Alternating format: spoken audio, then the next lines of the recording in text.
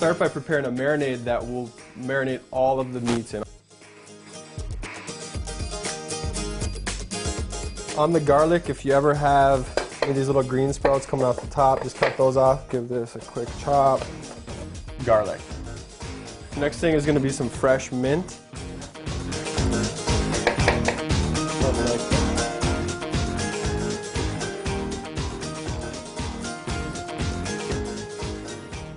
Red onion. Oregano, ground turmeric. Chili powder, I'm always a fan of that. And cumin.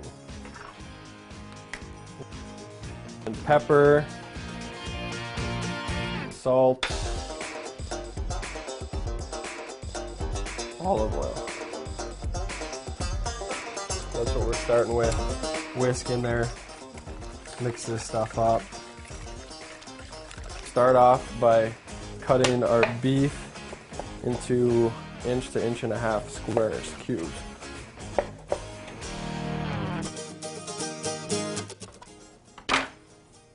Same idea, approximately the same size. Chicken's a little bit thinner, so what we can do is make these strips longer, and then we can always just fold them in half, like so, when you put them on the skewer. Just gonna take the paring knife, stick it in this little hole here, and run it all the way to the tip of the tail. From there I'll grab the shell, pull it out, pull the tail off, hopefully keep this little end piece intact, and then check for that GI tract. Boom, not one in there. Look just like that. Alright, four hands in here, 2 sets of hands. We got Sister Kate throwing down with us. We're on the clock. 27 shrimp. 4 minutes. Beef. Here. Chicken. Something like that. And the shrimp won't need much. As you notice, my hands are clean again. Just wash your hands between each set. There we have it. Beef, chicken, shrimp, ready to rock. And I'm just going to cut them probably about 1 inch squares, give or take. Something like that. Next, we're going to hit up our onions. Got some red onions here. Just going to quarter them like that. And then we will kind of pick them apart as we skewer them.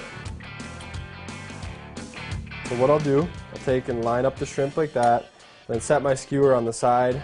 Then I'll just take my hand flat on top, keeping the skewer parallel to my hand.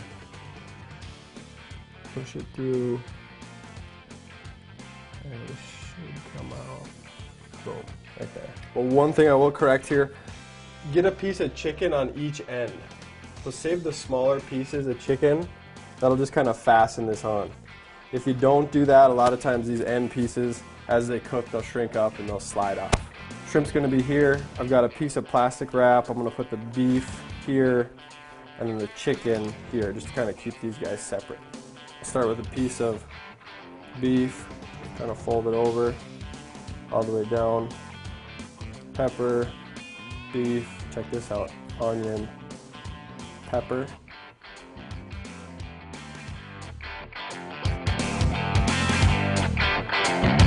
Okay, 1, 2, 3, 4, 5, 6, 7 pieces. Okay, so we've got the grill set on high. Just wanted to show you that. For this grill, it's a little bit smaller. We're doing a lot of volume right now, so we're just gonna keep it on high. Let's take a quick look at our shrimp. I think they're about ready to turn. You can just see as they start to become opaque, that'll be a sign to turn them. Then I'm just gonna turn them this way.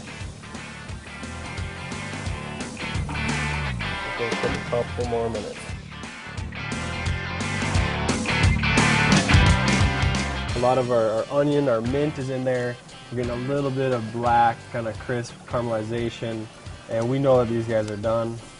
It's a good looking skewer right there. Boom. All right, so I've spread out the chicken skewers, and I'm just gonna season from up high, nice and lightly, salt,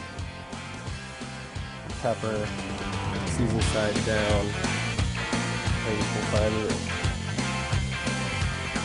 Alright, you see we're about a minute out on the beef, rocking the chicken.